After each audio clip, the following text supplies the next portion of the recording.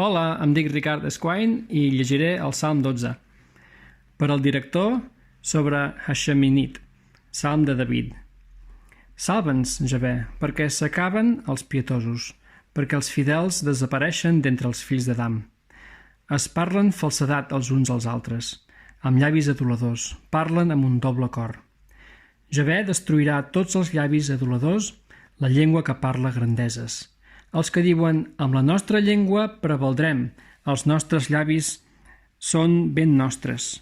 Qui és Senyor nostre? A causa de l'opressió dels pobres, pel gemec dels desvalguts, ara m'alço, diu Javé. Jo el salvaré d'aquell que s'infla contra ell.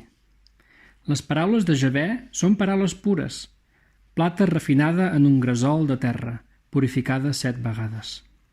Tu, Javé, els guardaràs, els protegiràs a ell d'aquesta generació per sempre.